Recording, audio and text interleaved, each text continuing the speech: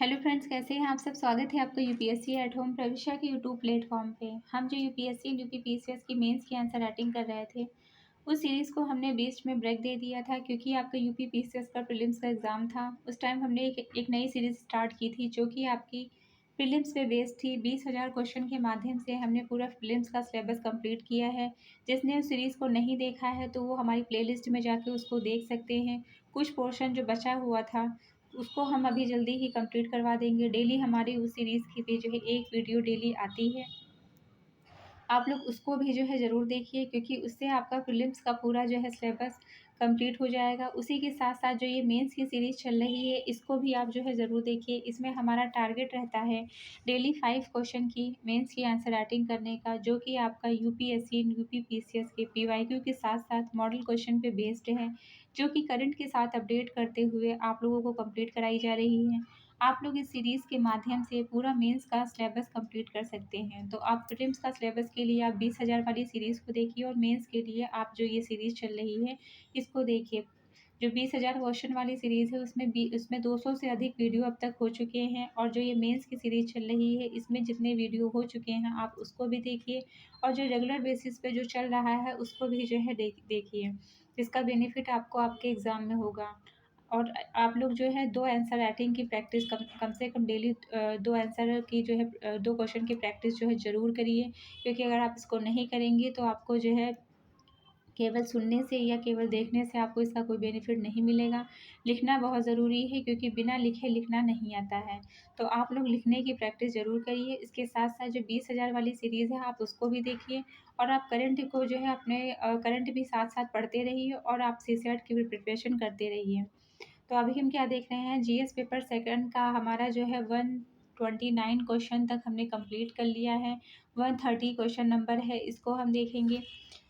Question क्या है, भारत में प्रत्यक्ष लाभ अंतरण ने कल्याणकारी योजनाओं की प्रभावशीलता किस हद तक बढ़ाई है। क्वेश्चन क्या है, भारत में प्रत्यक्ष लाभ अंतरण ने कल्याणकारी योजनाओं की प्रभावशीलता को किस हद तक बढ़ाया है। जब भी हम क्वेश्चन को पढ़ेंगे, क्वेश्चन 2 टाइम्स पढ़ेंगे, तभी आपको पूरा जो है कॉन्सेप्ट क्लियर होता है कि क्वेश्चन में क्या पूछ रहा है। अगर थोड़ा सी भी कन्फ्यूज़न होती है तो आपको पूरी क्लियरिटी आ जाती है यहाँ पे कि क्वेश्चन में क्या पूछा जा रहा है।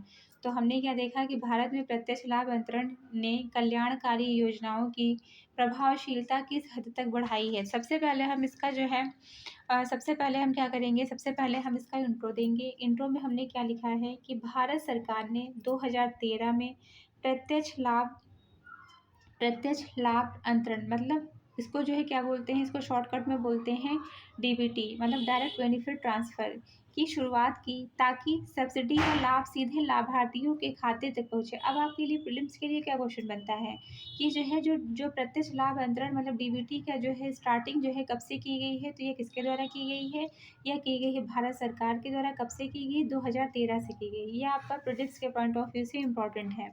यह पारदर्शिता, दक्षता और भ्रष्टाचार कम करने की दिशा में एक क्या है, बहुत बड़ा कदम है। तो हमने क्या देखा, जो प्रत्यक्ष लाभ अंतरण डीबीटी मतलब डायरेक्ट बेनिफिट ट्रांसफ़र योजना 2013 में शुरू हुई है और 2014 के बाद ये जैम त्रिमूर्ति के साथ इसी गति ये जो है जैन त्रिमूर्ति के साथ इसे गति मिली। इसका उद्देश्य था कि सब्सिडी और लाभ सीधे लाभार्थियों के बैंक खाते में जाए, जिससे भ्रष्टाचार की समस्या, लीकेज और बिचौलिए की समस्या में जो है कमी आए। तो नेक्स्ट हम देखेंगे कि इसकी जो है क्या इसकी उपलब्धियां हैं, डीबीटी की जो है उपलब्धियां क्या देखने को मिली हैं, इसका मतलब क्या इसका पॉजिटिव इम्पैक्ट पड़ा है सोसाइटी पर, वो हम देखेंगे यहाँ पे। पहला पॉइंट है लीकेज की कमी देखने को मिली है। एलपीजी सब्सिडी पहल योजना से 1.5 लाख करोड़ रुपए की बचत, पेट्रोलियम मंत्रालय 2022। इसके अंतर्गत जो है हमने क्या देखा कि इसके अंतर्गत एलपीजी जो है सब्सिडी, किसके अंतर्गत जो है एलपीजी सब्सिडी पहल योजना के अंतर्गत पेट्रोलियम मंत्रालय 2022 की रिपोर्ट के अनुसार एलपीजी सब्सिडी से 1.5 लाख करोड़ रुपए की बचत देखने को मिली है और ये किस स्कीम के अंतर्गत, पहल स्कीम के अंतर्गत। तो क्या हुआ, लीकेज में कमी आई है, मतलब भ्रष्टाचार जैसी जो है समस्याएं जो व्याप्त थी, भ्रष्टाचार और जो है बिचौलिए लीकेज की जो है कमी देखने को मिली है। दूसरा है लाभार्थियों की सही पहचान, आधार आधारित प्रमाणीकरण, मतलब जिस व्यक्ति को जो है इसकी ज़रूरत है, मतलब जिसके लिए जो है ये योजना चलाई गई है, उसको उसका बेनिफिट जो है ज़रूर मिले, ज़रूर जो है इसके माध्यम से उसका जो है बेनिफिट उसी व्यक्ति को मिल रहा है, मतलब बिना बिचौलिए के पैसे जो हैं सीधे खाते में ही पहुँचते हैं। उदाहरण के लिए इसको हम उदाहरण के लिए देखेंगे, इसको उदाहरण कैसे देखेंगे जो है पीएम किसान योजना के अंतर्गत, किसके अंतर्गत देखेंगे? पीएम किसान योजना के माध्यम से जो है क्या हुआ है, इसके अंतर्गत जो है जो इसका लाभ है वो किसानों को सीधा जो है इसका लाभ उनके खाते पे प्रोवाइड हुआ है। गति व पारदर्शिता, किसानों को पीएम किसान के तहत सीधी राशि 6,000 रुपये जो वर्ष उनको मिल रहा है, उनके उनके जो है बैंक में जो है डायरेक्ट ट्रांसफ़र हो जाता है। नेक्स्ट हम देखेंगे वित्तीय समावेशन, जनधन खातों, मोबाइल व आधार जैम ट्रिनिटी का प्रयोग किया गया है। क्या किया गया है? वित्तीय समावेशन के अंतर्गत जो है जनधन खातों का मोबाइल व आधार का जो है प्रयोग किया जा रहा है। नेक्स्ट है लिंग समानता, इसके अंतर्गत क्या है? लिंग समानता के अंतर्गत डीबीटी से महिलाओं को सीधा लाभ पहुँचा है। उदाहरण के लिए उज्ज्वला योजना, मतलब इसमें महिलाओं में जो है महिलाओं में समानता जो है इसमें जो जेंडर जेंडर इक्वलिटी देखने को मिल रही है। इसके अंतर्गत जो है डायरेक्ट बेनिफिट ट्रांसफ़र से महिलाओं को सीधा लाभ पहुंच रहा है। इसका उदाहरण देख सकते हैं उज्ज्वला स्कीम के माध्यम से। नेक्स्ट है इसकी सीमाएं और चुनौतियां, क्या इसके समझ सीमाएं हैं और क्या इनकी समझ जो है चुनौतियां व्याप्त हैं। पहला है आधार सीडिंग की समस्या, क्या हो रहा है? इसके अंतर्गत जो है आधार सीडिंग की समस्या देखने को मिल रही, कई गरीब जो है इससे बाहर छूट जा रहे हैं। नेक्स्ट है ग्रामीण क्षेत्रों में डिजिटल व बैंकिंग अवसंरचना की कमी है।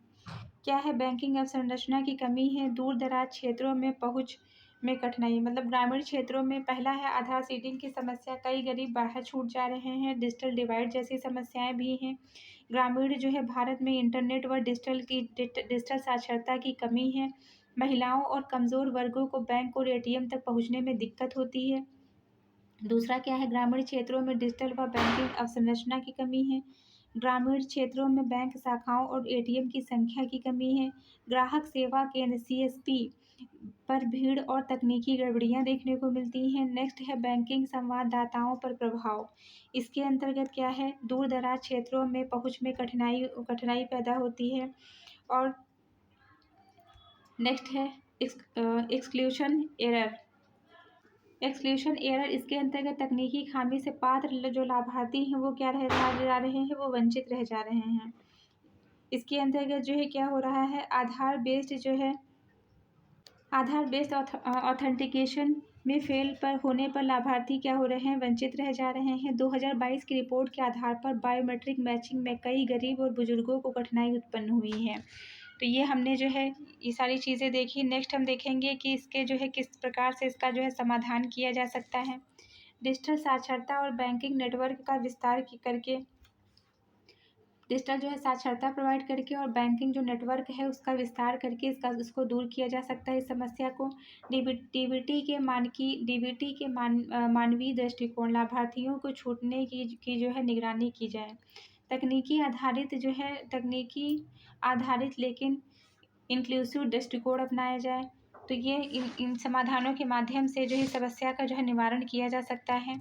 तो ये हमने क्वेश्चन की मेन बॉडी का पार्ट देखा। नेक्स्ट हम देखेंगे इसका कंक्लूजन। अतः निष्कर्षतः यह कहा जा सकता है कि डीबीटी ने भारत की कल्याणकारी योजनाओं की प्रभावशीलता को महत्वपूर्ण रूप से बढ़ाया है, परंतु इसे सर्वसमावेशी और त्रुटि रहित बनाने की आवश्यकता है। तो ये हमने जो है क्वेश्चन कंप्लीट किया, जो कि हमारा क्वेश्चन था किससे? जीएस पेपर सेकंड से। अभी तक इस सीरीज़ से 130 क्वेश्चन कंप्लीट हो गए हैं। आप लोगों को ये सीरीज़ जो चल रही है कैसी लग रही है हमारे कमेंट सेक्शन में ज़रूर बताइए। इसी के साथ साथ जो 20,000 वाली जो क्वेश्चन की सीरीज़ चल रही है आप लोग उसको भी ज़रूर देखिए, वो भी सीरीज़ आपको लोगों के लिए जो है बहुत ज़्यादा लाभकारी है। और डेली जो ये 5 क्वेश्चन की आंसर राइटिंग की सीरीज़ चल रही है इसको भी देखिए, और इसी के साथ साथ आंसर राइटिंग की प्रैक्टिस ज़रूर करिए, क्योंकि जब तक लिखेंगे नहीं तब तक आप लोगों को लिखना नहीं आएगा।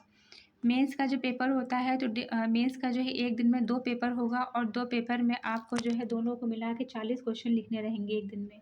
अगर आप लोगों की प्रैक्टिस नहीं रहेगी तो आप लोग लिख नहीं पाएँगे। तो इसलिए जो है पढ़ने के साथ-साथ लिखते भी रहिए क्योंकि लिखने की प्रैक्टिस ज़रूर करिए। तो ऐसे ही पढ़ते रहिए, लाइफ में आगे बढ़ते रहिए, यूपीएससी एट होम प्रविशा के साथ prelims, mains, answer writing practice करते रहिए। Thank you.